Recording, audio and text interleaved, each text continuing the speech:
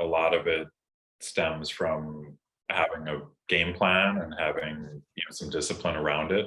One of my earlier actuarial professors sort of told me that she approached studying as just a continuous process. And so rather than studying hard for short bursts of time to prepare for an exam that you take twice a year, she said that she studied an hour a day, 365 days a year, and it didn't really matter, when the exam was, she was always going to have some study time kind of on her calendar.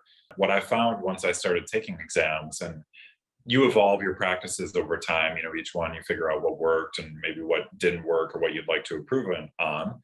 But, I found ultimately as I got closer to finishing my exams, what worked best for me and was to dedicate time early in the day, right out of the gate, to studying. And this actually worked better the more busy I got. Starting a little bit before, the workday started and spilling a little bit into the workday, but a consistent amount every day with a schedule that everybody understood. I found that to be a little bit more easy to manage than, taking a full study day or half study days. The point I'm making is, I found a game plan. I kind of committed to it. I didn't deviate from it too much as I could see that it was working. And that discipline sort of carried throughout. So kind of carving out the time and making sure you commit to it as a priority, sort of was an important thing. I think it ends up being a struggle sometimes, right? Sometimes something always has to give. Doing exams is probably the best thing you could do for your career. So if I have to say no to stuff, which I do, I have to say no to stuff all the time. It's not going to be to my exams. Getting my study time in is first.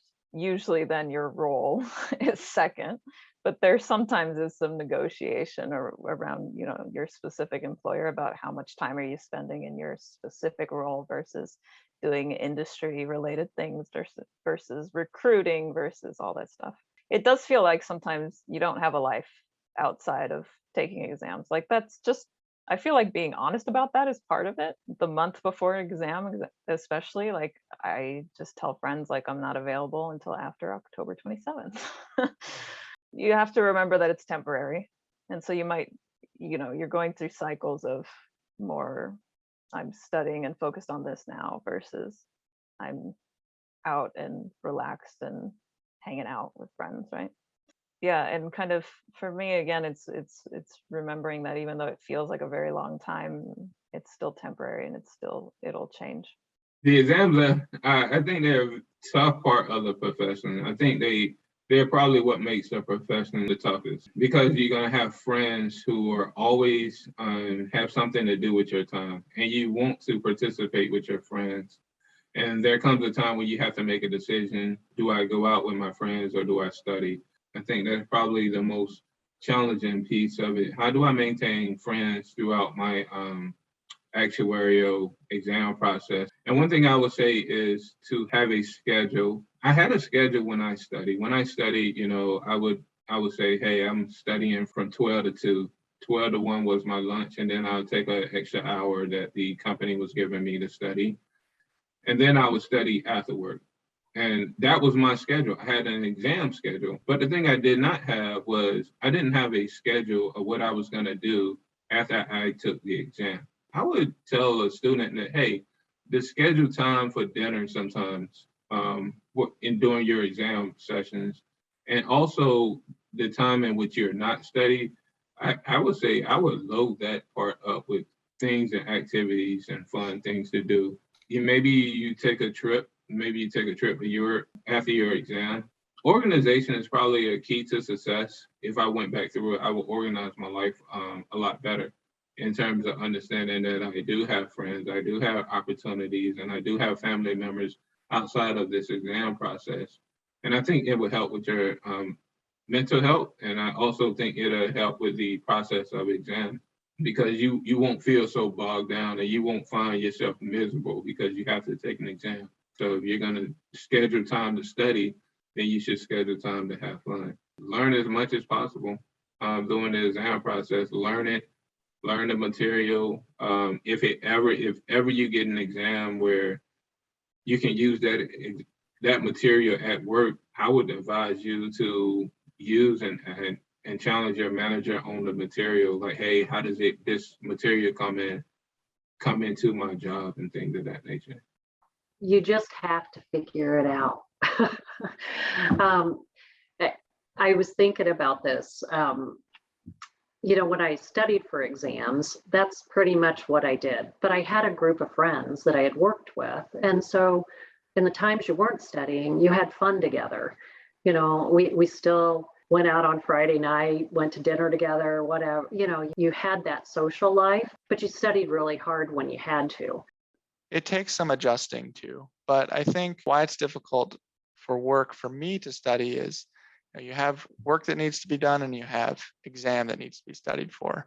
A lot of time work that has to get done will have a deadline, and that has to get done either now or in the near future, right? And so the ability to manage those is definitely difficult. Tips for making it easier. Kind of a classic actuarial trait is planning in advance. Like I talked about, starting your studying as early as possible so that if there are days where something comes up for work and you need to get something done, maybe you can push off study hours till tomorrow or the next day, and not cramming and you have to study all the month before, right? It's really, I think, important, and what's helped me at least part of that balance, so that at any one time I don't have to do too much studying in any given day. I'd say other small ones. So your work, like I talked about, will usually give you study hours. You have to be proactive in taking those study hours. And I like to set up a schedule and then block that time off on my calendar in a different color and outlook so that people know when I'm studying and when they essentially can't bother me. And the last piece of advice I'd have is knowing when to take a break. And so that may sound odd, but between work and studying, there are some days which are going to be long and you just feel mentally tired sometimes at the end of the day. And so knowing when to take a break, whether it's after work, hang out with friends or doing something fun to get your mind off of both work and studying, I think is extremely beneficial to help you come back and have a fresh mind, is I think very beneficial. And like I talked about, part of that is starting your studying early to give you enough free time to feel comfortable taking those breaks. First thing is making sure that you don't just pick any job. Make sure you work for a company that will support your exam progress. Unfortunately, I do know some people, they were out of college, they were not able to find an actual job. So what they did is that they went into finance, underwriting. Most time in those tracks, they don't support exam progress. So you have to take exams and pay for it yourself and then and study with your own time. So that requires more sacrifice. But I'm speaking for those who are able to find an actual role right away. Make sure you pick something that's hopefully a job that will give you the study time. So that will help in the first place. Then you're going to have to work extra. I mean, I've yet to see someone that just used the company study time and was done. You're going to have to put extra effort, and also prioritize studying ahead of time. For me, as was key for FSA exams, I give myself, maybe 5 months to start reading. The first month, I just start reading through. I don't stress myself. The second month, I go more into detail and start memorizing. The third month, you have to be very organized and start planning ahead of time. People that like to crunch things at the last meeting end up being those who don't pass. That also requires, some sacrifice there. And then, like I say, I like to have my team of motivators. So my husband is probably on the top of the list, where when I finished my last exam, he told me, finally, I have my wife back. So you need to have people around you that know that this career requires a lot of sacrifice. So when you're on the weekends, you have to study, they're not distracting you. As far as balance, it can be a little tough. I think one of the things that are helpful is, having those work study hours is great, but then planning your personal study time too can be really beneficial to sort of keep track of, especially when you have a lot of personal commitments or things going on, making sure you're still making time to get your study hours in, regardless of what you have going on outside of work. Because work study hours are only going to cover, a certain fraction of what you're going to have to put in to be able to pass the exam. So studying outside of work is definitely expected. So it's a lot of just making sure you're on track while you're studying, and then you're having a good balance of, okay, I'm not only studying because you need to have a break every now and then, but you also need to make sure that you're getting all your hours in and that you're on track to pass. Because some of those exams have so much material. I know coaching actuaries, especially, they have a study guide that goes through each unit, how many days you should spend on each unit based on when you start studying, when your exam is, and then you can kind of get a gauge of, okay, I should be through the first 2 units by now. And I've sort of used that as sort of a rough gauge for, okay, do I need to be going through the material a little quicker? Do I need to be spending more time in certain areas? And that's been helpful. But as far as balancing study time and personal life, it's a juggle. And I think just making sure you have structured hours outside of work where you're like, I know I need to get a few hours in here and there, and maybe spend a few hours at the library here. Yeah, I think that really helps as far as providing some structure. Most people fail something. I won't say everyone fails because I don't know every actuary, but most people that I know have failed something. So if you fail, don't be discouraged. I failed most exams except like MFE or something, like, I don't know, the names are different now, but I failed most of the things. So let's start there. And I'm still at FSA. As far as studying and actually getting there, I would say make a schedule, start early and stick to it, and don't cut off your personal life. So for me, I'm a morning person. I've always woke up at the crack of dawn. I don't know why. So I would study in the mornings before work or before class when I was in school.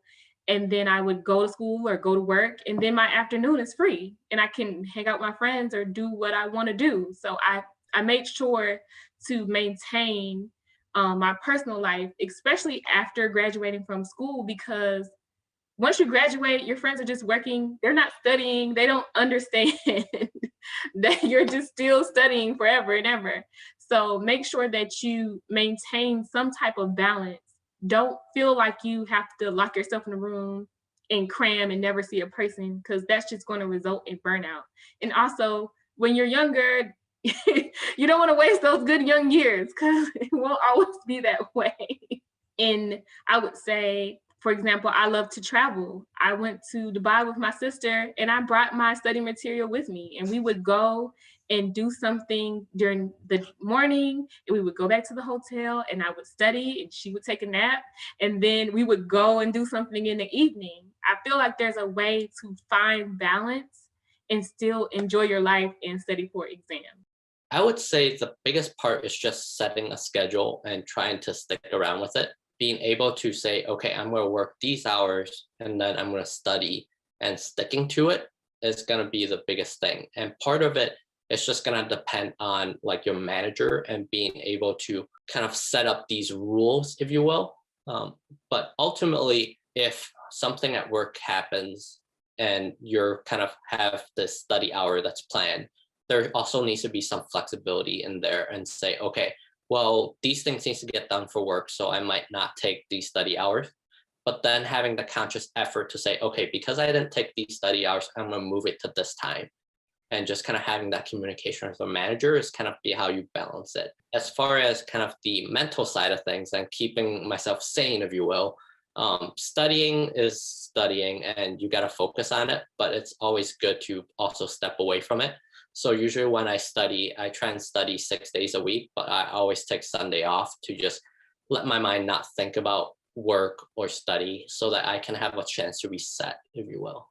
When I think of work-life balance, I think of, I guess, 2 stages in my career. One is while taking exams, work-life balance then. I think while taking exams, what I found key to be able to balance work, studying, and then I guess everything else, is having a supportive manager and just understanding what the company culture is, making sure that, wherever you go, it's a place that prioritizes study and understands the value of study time. So I think that's really key because I have, heard unfortunate stories of those who don't get that support and actually choose to leave the profession. Yeah, I think the company obviously has a study program. So there's a certain amount of hours you can reasonably expect to be provided to you. And our study program at least says we expect you'll spend about 3 hours of your personal time for every 1 hour the company is providing. So that kind of helped to give a rough estimate of, well, how much time should I be putting into this exam?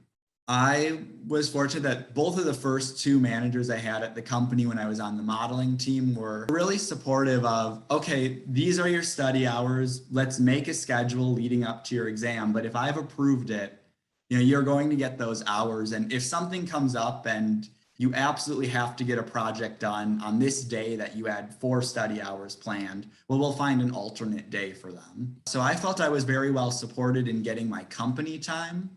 And that as it got closer to the exam, my managers were usually pretty conscious about not having me work just a ton of overtime to get things done so that I could have those study time at home, even if I wasn't using study hours. I think the biggest balance to figure out, though, was once I got to the modules. I had an original plan that I'd started over the summer and I wanted to take my interim assessment in November. That was kind of my softer deadline. So when I was behind that plan, it was October, and I think I had 2 modules to go in basically a month. I really had to kind of sit down with my manager and talk, okay, well, this is still the goal. Can I move any study hours around? And the answer was yes, I was able to bring a few more in, but also I just had to say, okay, I'm going to pick this weekend and really focus on the module and get it through there.